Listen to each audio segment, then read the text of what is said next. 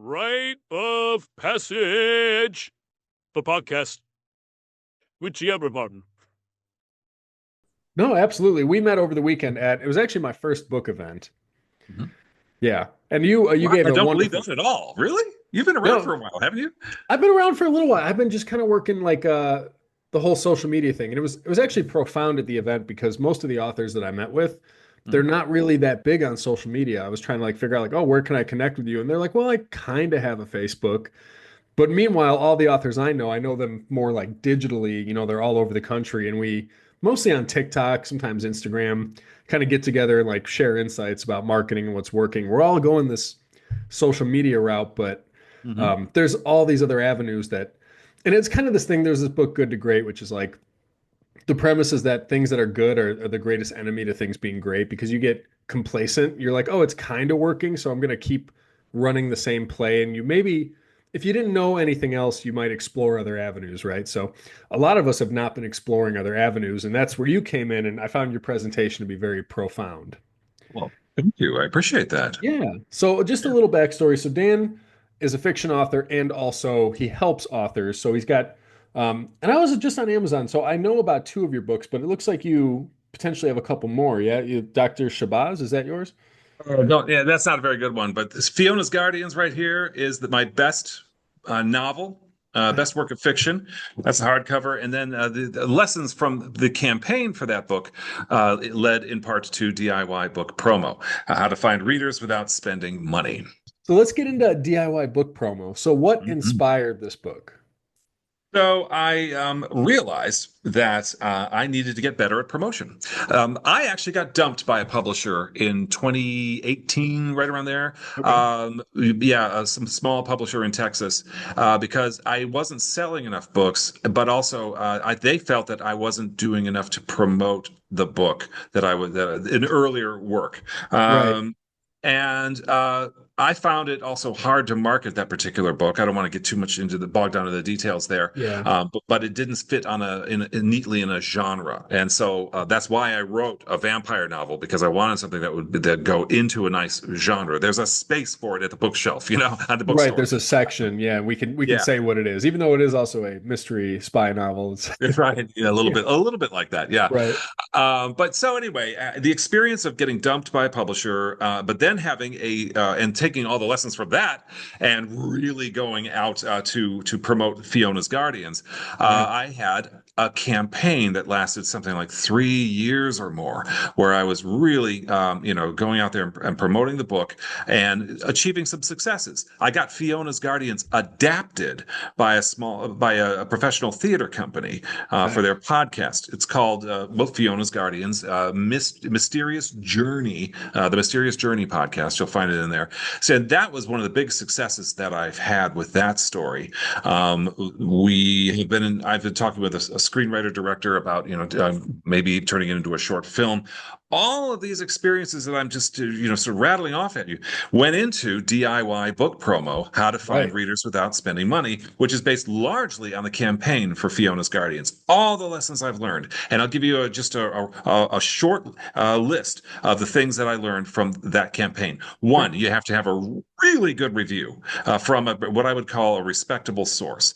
And my source was the Chicago Writers Association's Windy City Reviews publication.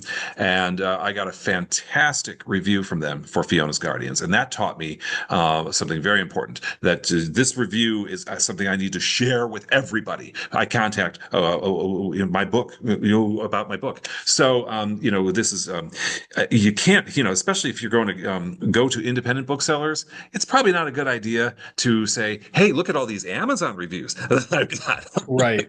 Right. Because Amazon is basically their enemy in many ways. So, Yeah. so to have a review from a blogger or from the Windy City Reviews is an alternate way to get their attention. And if they read the review, chances are, and it's a great review, chances are they're going to say, I think I want that on my bookshelves here in my store. And of course, I also share that review with the organizers of book festivals and author conventions, that kind of thing. And then it made it really easy also to get media interviews, podcasts, newspapers, TV, et cetera, radio, because again, a really good review. So I place a really high priority on obtaining that. And then once you get that great review, you can co-brand with indie bookstores, which are more likely to invite local regional authors to events in their store, or Yeah. even to have their book on their shelf. So that's part of what I teach. But also because of my radio experience, I can also teach how to pitch media outlets for interviews and how to perform well in front of the mic. And I spent a lot about that in this book as well.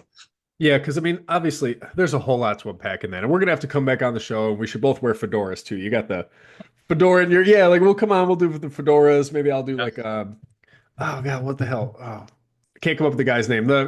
Anyway, we'll move on. Crazy author or the wrote Fear and Loathing in Las Vegas. Yeah, yeah, Hunter Thompson. Hunter S. Thompson. Yeah, okay. Mm-hmm. We'll do the whole thing. There's a lot to unpack in there. So do you go for, so obviously it's a reputable, neutral review, like not someone you paid a lot of money for. Like we won't pick on a certain organization that whose name starts with a K and ends with Urkus. Um, Yeah, it's and very good. and you know your Amazon reviewers who like who knows who they are and you know what they know, but like finding a very reputable critical reviewer who isn't gonna just not try to hurt your feelings because you know for good humanity's sake, right? So someone who, I like reviews with gravitas. It's Yeah.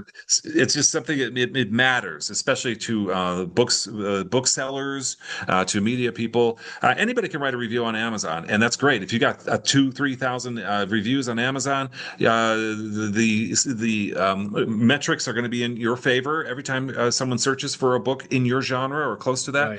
Right. But really, with what I want is I want to get my book into independent bookstores.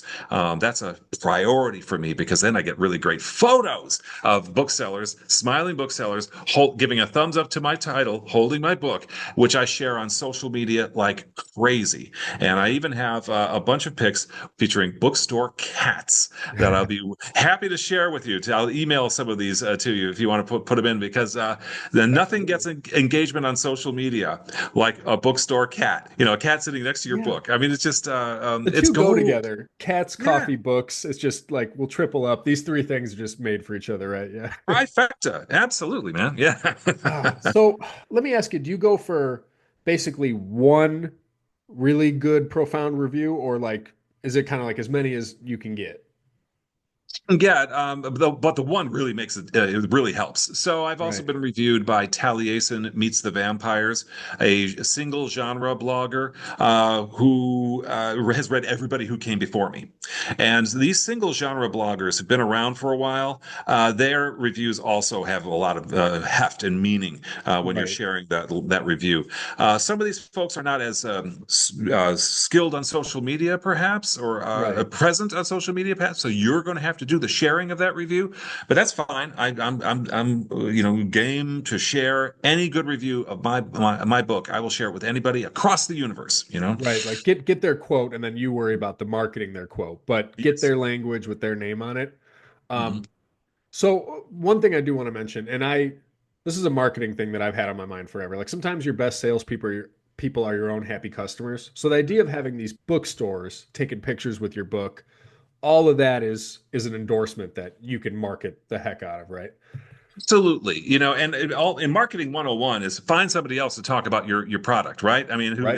who loves your product. But booksellers have in a unique position because they're authorities. Readers Right. look to them for recommendations. So if you're sharing, a photo of your book in the hands of a smiling bookseller, that means something. That is a powerful photo to share on social media. So I've gotten my book into Fiona's Guardians into dozens of independent bookstores. Right. It took thousands of emails to do it, but in the U.S., UK, Canada, I'm in several dozen, and I got the photos to prove it, and I share Right. those regularly over and over again, and it's another important thing to think about because if you're just sharing the cover art of your book over and over again, or the Amazon link, repeatedly, the people will get bored, and the AI bots, algorithms, whatever, will start suppressing your post because it's boring now. So you Right. have to find new ways to share your information about you and your book on social media. So getting as many photos as possible will help. Unique photos holding the book. Hey, so I'm Mhm. a little bit under the weather. I'm going to grab a Kleenex, but I do want to ask you, and I'll let you kind of answer this question when I step out. Mhm. Have you, in terms of language or like how you approach these bookstores with an email, like have you found kind of a rhythm where like, okay, these emails about this length, tend to get more of a reply? Like any insights on what to say and how to pitch them? Yeah, I try to include a punchy sort of line right at the beginning of the email, just saying, this is what my book is about, and this is why I think your customers would be interested in it. I also include that all important link to that review, and I put that up pretty quickly in the email, and then I share, of course, they're gonna want to know the ISBN number, etc., so they can search for it easily. But yeah, get that really good review, and that will do the work for you, really. I love that. And then do you kind of keep it on the short end? Because I imagine they get a lot of solicitations, and it's like if you give them this big meaty email, they're like, oh, again, I don't Right. have time for this. Keep it short and punchy, you know. Okay. And any writer should be able to do that. Certainly an experienced writer, So Yeah. yes, keep it short, keep it punchy, get to the point, and include that review.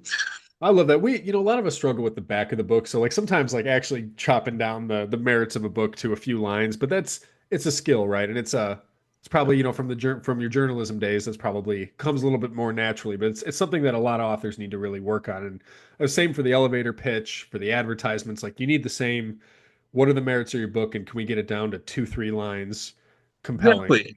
And if you have a beta reader or two, they might be able to offer suggestions on that because they've read your book and they know about it. And sometimes having their eyes, okay, their opinion about your book can really help. They can. So I would approach your beta readers if you've got them for a little bit of help with writing the back cover copy, and that Yeah. that yes, solicit as much help as you can. No, Actually, honestly, a team of people makes a difference, right? Your ARC readers, beta readers, editors, cover Mhm. designers, even a couple author friends to run like, an A and B copy, right? If you're doing an email campaign, a lot of these programs be like, do an A and B version, and you kind of Mhm. figure out what works and, test out two back a book language or, two different ads and be like, okay, which one of these?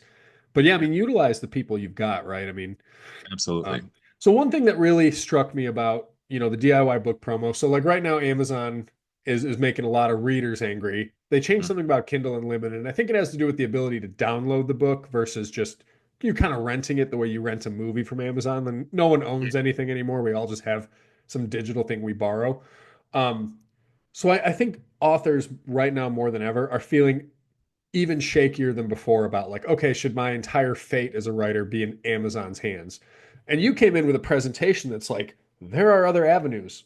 Yeah, And I was like, plenty of oh, them. this opened up a whole wide world. So do you even, I mean, your book is obviously on Amazon because, all books are on Amazon, right? But your Mhm. main focus is like, okay, I'm going to go directly to the independent bookstores and form a relationship. These kind of relationships are really important because you're going to need them the next time when your next book comes out. So, and if they like your first book and it's selling okay, they will be interested in your next book as well. It's a relationship where we help each other. Independent authors, independent booksellers, they need to team up. And if all of your eggs are in the Amazon basket, I kind of worry for authors who are in that situation because what you just mentioned earlier about readers no longer being able to own the books that they've downloaded, Right. that's really troublesome. And then, of course, what can you do? Are you going to sue Amazon? I mean, Right. Right. it's Company. Yeah. They really can. hard. Yeah. So. I think authors really do need to think about not life beyond Amazon. Amazon will always be there and it will always have a purpose. But I think the alternate world of independent booksellers and which includes alternate online shopping paths, such as bookshop.org, a great resource for readers who don't want to support Amazon.